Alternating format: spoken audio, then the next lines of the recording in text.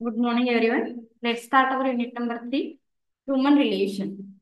So, आपण unit number 2 मध्ये HRD detail बघितलेला आहे. ह्युमन रिसोर्स डेव्हलपमेंट काय आहे, then which method is useful for human relation sorry human resource development हे लर्न केलेलं आहे. ज्यामध्ये आपण परफॉर्मन्स अप्रायझल बघितलं, त्याच्यानंतर त्याचबरोबर आपण on job training, of job training, succession planning, okay, ह्या सगळ्या कॉन्सेप्ट लर्न केलेल्या आहेत. सो एम्प्लॉईज मोरल का इम्पॉर्टंट आहे, जसं आपण म्हणतो की सगळ्या फॅसिलिटी दिल्यानंतर एम्प्लॉईज खुश असतील असं नाही, तर त्यांचा मोरल सुद्धा तितकाच त्याला डायरेक्टली इनडायरेक्टली काय करेल तर इम्पॅक्ट करेल त्यांच्या परफॉर्मन्स वरती. सो त्याच्यासाठी एम्प्लॉईज मोरल काय आहे आधी पण बघूया concept. They human resource is the most significant asset of any organisation. जसं आपल्याला माहिती आहे की ह्युमन जर प्रॉपर आपल्याकडे असतील, HR जर आपल्याकडे प्रॉपर असतील, we can do it anything. आपण कोणत्याही गोष्टी इझिली शक्य करू शकतो. बट तुमच्याकडे तिथला क्वालिटेटिव्ह स्टाफ असला पाहिजे आणि तो विलिंगली पार्टिसिपेट होणारा असला पाहिजे. That is why here said human resource is the most significant and very important asset of the any type of organisation. Employees need to feel significant in order to be able to contribute their knowledge and skill towards achievement of organizational goals. हा का बरं महत्वाचा आहे, कारण आपल्याला माहिती आहे, कारण एम्प्लॉईचं knowledge, skill, experience, judgement, okay, ह्या सगळ्या गोष्टींमुळे ऑर्गनायझेशनचे गोल्स ऑब्जेक्टिव्ह हे अचीव्ह होत असतात. Then morale is the state of mind or willingness to do work. So morale म्हणजे काय हो एक्झॅक्टली, तर मोरल म्हणजे आपण काय म्हणतोय, लाईक मोराल पण काही जण म्हणतात, काही मोरल म्हणतात. Okay, so moral in the sense state of mind. एखादी गोष्ट लर्न करताना, एखादी गोष्ट कम्प्लीट करताना, एखादं काम करताना आपलं स्टेट ऑफ माइंड पॉझिटिव्ह असणं फार महत्वाचं आहे. आणि तुम्ही ते विलिंगली किती त्याच्यामध्ये पार्टिसिपेट होत आहे याच्यावरून ऑर्गनायझेशनला आउटपुट हे मिळत असतात. That is why organisation take a special efforts to increase and enhancing employees morale. आणि याच्यासाठी ऑर्गनायझेशन काय करेल, तर एम्प्लॉईचा मोरल हा वाढला पाहिजे नेहमी आणि तो पॉझिटिव्ह असला पाहिजे, त्याच्यासाठी ऑर्गनायझेशन काम करेल. So as simple as that employees morale means a state of mind and willingness of the employees to do a particular thing or work.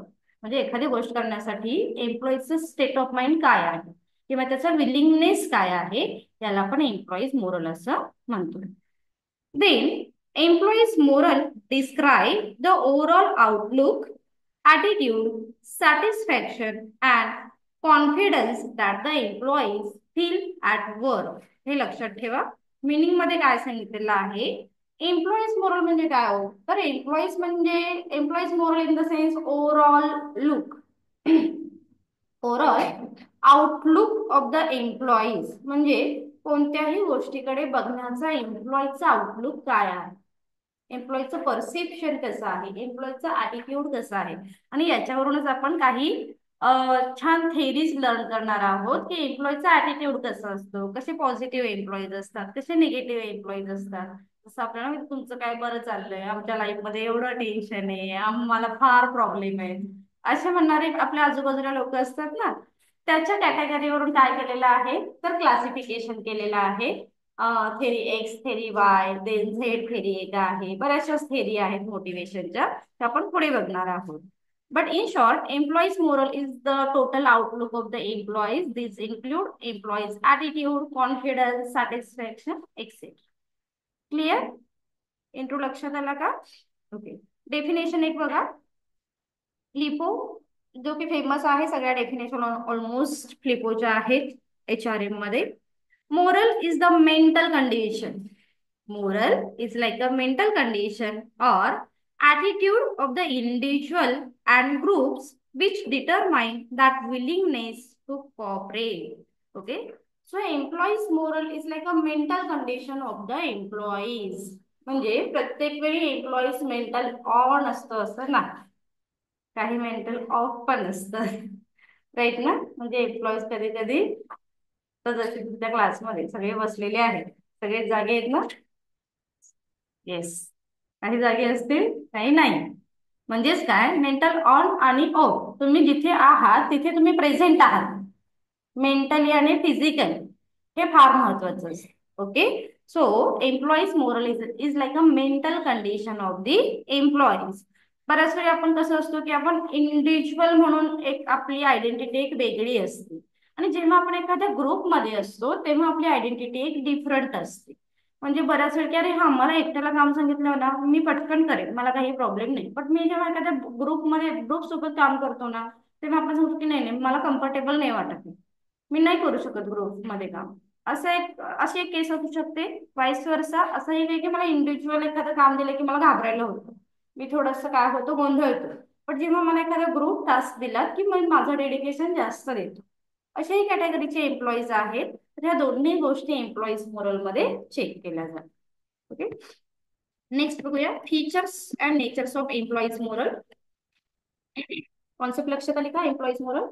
In short, employees moral is like a mental condition and state of mind and willingness of the employees. हे तीन wording लक्षात ठेवा. First feature आहे psychological concept. Moral is a basically psychological concept. आता मी विचारलं तुझा moral किती सांग बरं, आपण सांगू शकतो का? मी म्हणा माझा 1 किलो आहे किंवा माझा 100 ग्रॅम आहे, माझा 2 किलो आहे, असं आपण सांगू शकतो का? नाही. It's like a mental condition, it's like a psychological concept. ही कशी आहे तर एक सायकोलॉजिकल कॉन्सेप्ट आहे. It is state of mind. ते प्रत्येकाच्या स्टेट ऑफ माइंड वरती डिपेंड्स असणार आहे. It is the psychological force within an individual that direct his behaviour towards organisational goals. आता मला तुमचं मोरल चेक करायचं आहे. क्लिअर झालं का रे तुम्हाला? मी विचार तुम्ही त्यातूनच तुमचा मोरल चेक करते. सॉरी. येस. क्लिअर. मी ना तुमचं स्टेट ऑफ माइंड पॉझिटिव्ह आहे, मला लक्षात आलंय तुम्ही निदान सांगताय तरी मला रिस्पॉन्स तरी देताय. ओके. काही क्लासमध्ये बसलेले नो रिएक्शन, काही विचारा आम्ही असेच. I can understand the employee's moral is high or low, right? That means he state of mind हा प्रत्येकाचा डिफरंट असणार आहे, प्रत्येकाचा तो प्रेझेंट करण्याचा पार्ट काय असणार आहे डिफरंट असणार आहे. सो आणि जर आपल्याला जज करायचं असेल एम्प्लॉईचं मोरल हाय आहे, लो आहे किंवा पॉझिटिव्ह आहे, निगेटिव्ह आहे, we can change with his behaviour. आपण त्या एम्प्लॉईच्या बिहेवियर वरून काय करू शकतो तर जज करू शकतो. लक्षात ठेवा. We can judge employee's moral with the help of his or her behavior. Clear? So basically it is the psychological concept. Next is relative terms. Relative terms.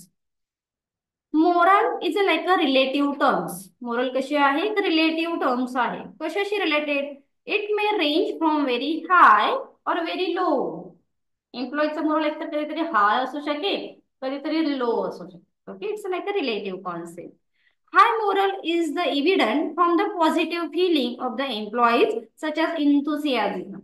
Enthusiastically they can do anything. माझा moral हाय आहे. हा चला माझा moral हाय आहे, तुम्ही आता मला कोणतेही काम सांगा, I can do it. Okay. आपण काय करू शकतो, माझं मोरल ना खूप आहे, मी काही नाही करणार, असं असू शकतं का हो कधी? म्हणजे रिलेशन लक्षात ठेवा. जर एम्प्लॉईचा मोरल हाय आहे म्हणजेच तो कॉन्फिडंट असणार आहे, म्हणजेच तो इन्थुजियास्टिकली काय करेल काम करेल. Then desire to obey order, willingness to cooperate with co-workers, and so on. And vice versa, low moral became obvious from the negative feeling of the employees, such as dissatisfaction, disencouragement, or dislike of the job. आणि आपल्याला माहिती आहे की एखाद्या एम्प्लॉईजला काहीच असताना तुम्ही कसंही शिकवा, आम्हाला समजणारच नाही. आमचा मोरल ऑलवेज डाऊन असतो. आम्ही प्रत्येकाकडे बघताना आम्ही निगेटिव्ह थॉटनेस बघतो. असे आपल्या क्लासमध्ये आहेत बघा स्टुडंट की टीचरकडे बघून काय येतं या टीचरना, त्याच्याविषयी आम्हाला जास्त येतं, असे स्टुडंट आहेत आणि त्याच नजरेने टीचरकडे बघत असते. तर आमच्या लक्षात येतं की याचा मोरल डाऊन आहे, याचा मोरल हाय आहे, पॉझिटिव्ह आहे की निगेटिव्ह आहे. म्हणजेच वी कॅन जज द एम्प्लॉईज बिहेवियर. ओके. याच्यावरून आपण जज करू शकतो. Basically it is relative concept, it is positive and it is the negative. It is high and low. Clear second point? Next. Intangible. Moral is intangible and subjective in nature. Moral is intangible. Intangible we cannot see, we cannot touch. तुमचा moral दिसतोय का मला? हा हा हा ऐसा इफच इकडे, हा इथं इकडे फिरतोय तर नाहीये, तरी याचा मोरल इथे दिसतोय असं म्हणू शकतो का आपण? नाही. That means we can not be touch, we can not be see. Subjective म्हणजे काय हो? Morale is like a subjective. काय असेल सब्जेक्टिव्ह मध्ये, काय असतं? सांगा बरं. आधी बघ, सब्जेक्टिव्ह मध्ये काय असेल?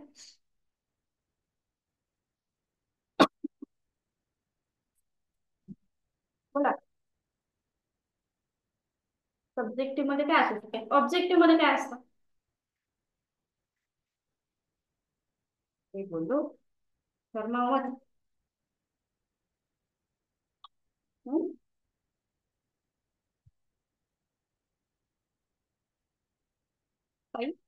सब्जेक्टिव्हचं मिनिंग आपण जनरली काय घेतो?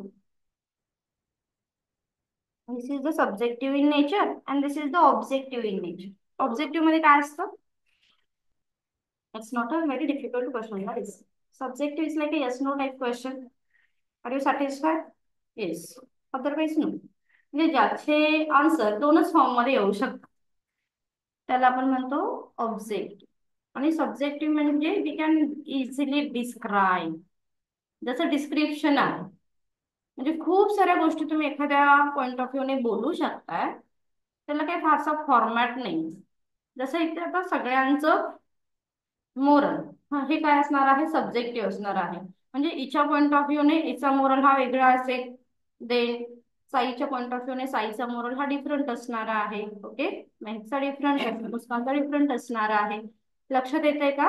म्हणजेच प्रत्येकाचा पॉइंट ऑफ व्ह्यू हा डिफरंट आहे, प्रत्येकाचं परसेप्शन डिफरंट आहे, प्रत्येकाचं बिहेवियर डिफरंट आहे. मी सांगितलं की तुला स्वतःला डिस्क्राईब करतो 5 मिनिटांमध्ये.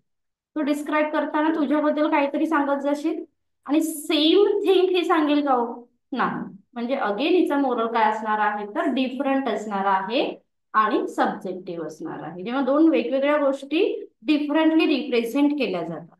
मोरल बद्दल तुला काय वाटतं विचारलं तर तू वेगळं काहीतरी सांगशील तुझ्या परसेप्शनने.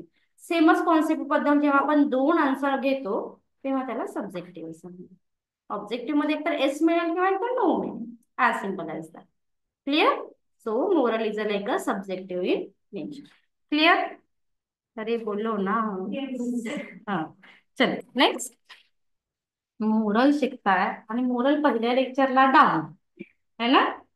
Next, group phenomena.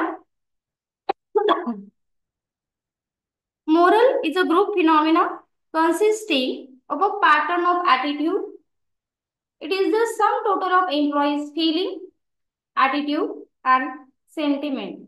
So ते कसं असतं की अरे आज मी जरा फार दुःखात आहे, माझा मोरल जरा डाऊन आहे, असं असते की कधीतरी. तुम्ही ऑलवेज एकाच मूड मध्ये असता का डेली?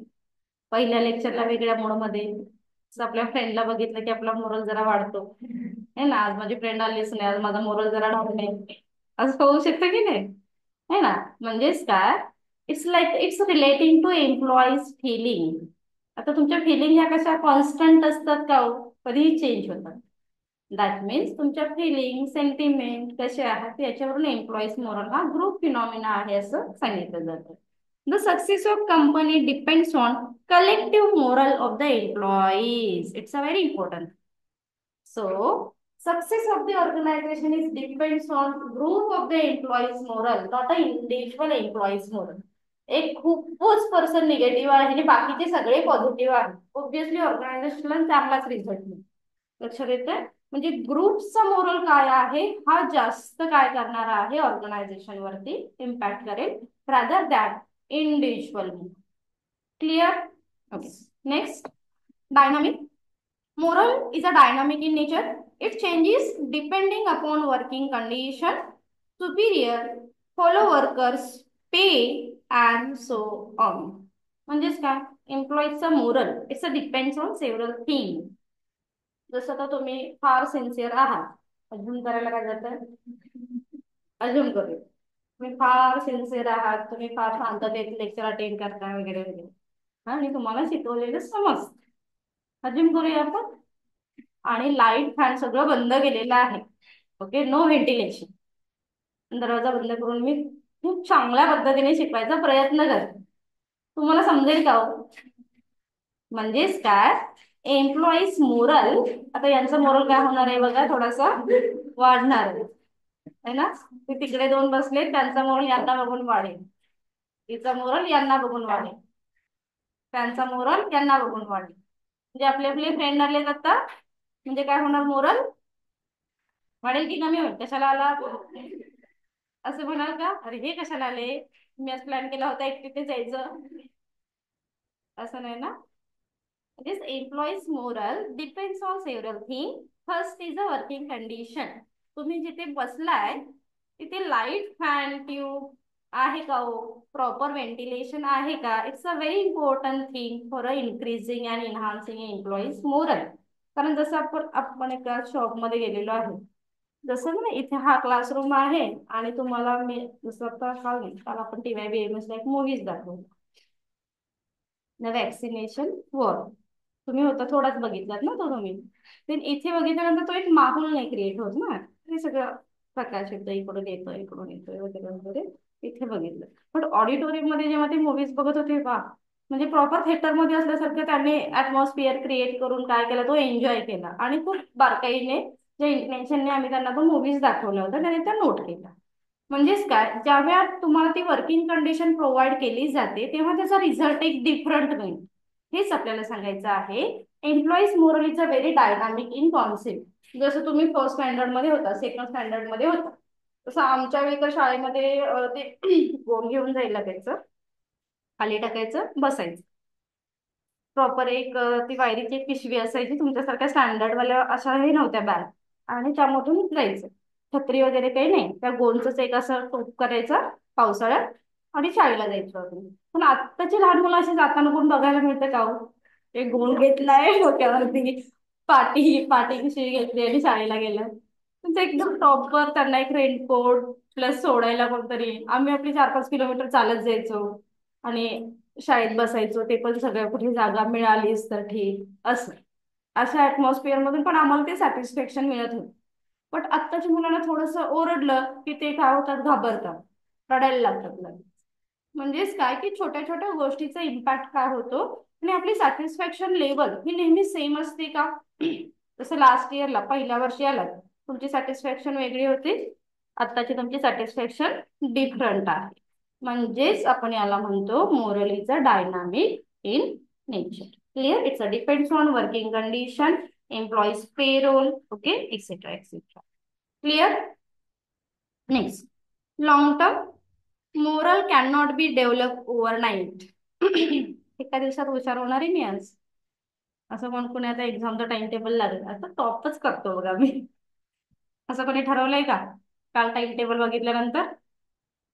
हा, नाही ना. अनिरुद्ध, असं ठरवलं मी ना आता टाइम टेबल बघितले आता मी टॉप करणार, नाही ना. अनिरुद्ध मला, नाही नाही, मी आता आज क्लासला जाणार, मी मॅथ्सच्या लेक्चरला तर पाचचा गेलोच नाही, आज जायला हरकत नाही, है ना.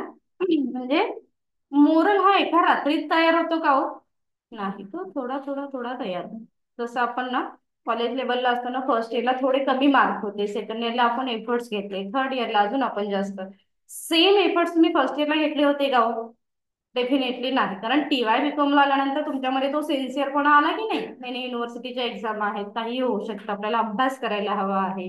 दॅट मीन्स मोरल हा काय होतोय तर हळूहळू डेव्हलप होत जातो, एका रात्रीत तो डेव्हलप होत नाही. So continuous effort are required to build and maintain high morale. जसं सवय असते ना आपल्याला संदीप माहेश्वरीचे व्हिडिओ बघायचे, रात्री डोक्यावरती चादर घेऊन बसले ना, मी आता उठणार सकाळी 5 वाजता, आणि अलाराम बंद करायचं आणि झोपून जायचं. इट्स नाही, नॉट अ हाय मोरल. हा, त्याला हाय मोरल, ह्याला मोरलच नाही म्हणत आपण. मोरल हा कसा होतो की आपल्याला ना कंटिन्युअसली एफर्ट्स घ्यावे लागतात. जसं जर तुम्ही काही IAS चे वगैरे इंटरव्ह्यू बघितलेत ना, तर त्यांचा स्ट्रगलिंग पिरियड ते दाखवतात की त्यांनी किती कन्सिस्टंटली स्टडी केलेला आहे, तेव्हा ते 4-5 एक्झाम क्रॅक करू शकतात, त्याने इंटरव्ह्यूची कशी तयारी केली. असं आहे का की मूड आला आणि अभ्यासाला बसलो, आणि असा कधी कोणाचा इंटरव्ह्यू बघितलाय की नाही मी असंच जाता जाता द्यायचं ठरवलं होतं आणि मी IAS झाले. सो एकही एनी सिंगल इंटरव्ह्यू आहे तो असा नाही, म्हणजे त्याच्या मागे त्यांचे एफर्ट्स आणि कन्सिस्टंटली एफर्ट्स काय असणार आहेत तर इम्पॉर्टंट असणार आहेत. आणि आपल्याला आपला स्वतःचा मोरल इन्क्रीज करण्यासाठी काय करावा लागतो तर कंटिन्युअसली एफर्ट्स हे घ्यावे लागतात. क्लिअर एम्प्लॉईज मोरल लक्षात आलं. पेन लास्ट पण सॉरी. कंपोनंट्स कोणते आहेत बघा. Components of moral includes intrinsic job satisfaction, satisfaction with company, satisfaction with supervisor, satisfaction with reward and satisfaction with co-workers. All these three things and all things it's a very important for enhancing employees moral. एम्प्लॉईचा morale increase होण्यासाठी पहिली गोष्ट intrinsic moral. आतून वाटलं पाहिजे की नाही नाही नाही मला काहीतरी करायचंय. प्रत्येक वेळी घरच्यांनी सांगितल्यानंतर अभ्यासाला बसल्यानंतर त्याला एक मोरल मनातच नाही. लक्षात ठेव मोरल हा आपल्याला नाही. मला ना टीवायची एक्झाम आता जवळ आली लास्ट सेमिस्टर. ज्याला जर केटी लागली तर आपलं काही करत कारण परत रिचेकिंग परत रिव्हॅल्युएशन ते रिझल्ट या वर्षी तर लागत नाही. म्हणून लास्ट सेमिस्टरला आपण जरा जास्त सिरियस घेतो. 5व्या सेमिस्टरला एक चान्स असतो. त्याला 5व्या सेमिस्टरची फेब्रुवारीमध्ये एक्झाम होते. रिझल्ट मे पर्यंत लागतो. बट 6व्या सेमिस्टरला असं काही नाही हा. म्हणजे या मोरल मधूनच मी तुमचा मोरल जरासा वाढवायचा प्रयत्न करते. लक्षात ठेव. 6वी सेमिस्टर थोडीशी डिफिकल्ट असते. डिफिकल्ट इन द सेन्स कारण एकदा विषय गेला की त्याचं रिव्हॅल्युएशन रिझल्ट येणं तोपर्यंत तुमच्या हायर एज्युकेशनच्या डेट सगळ्या गेलेल्या असतात. ऍडमिशनच्या डेट किंवा एंट्रन्स एक्झामच्या डेट आणि तुमचा पास रिझल्ट येईपर्यंत तुमचं नेक्स्ट इयर ड्रॉप आउट होऊन जाईल. मग लास्ट सेमिस्टरला आपला मोरल कसा असला पाहिजे हाय असला पाहिजे. तो नेहमी थोडासा जागा ठेवा. म्हणजे इंट्रेन्सिक स्वतःला वाटलं पाहिजे नाही नाही आपल्याला हे करायचंच आहे म्हणजे त्याला इंट्रेन्सिक म्हणतो.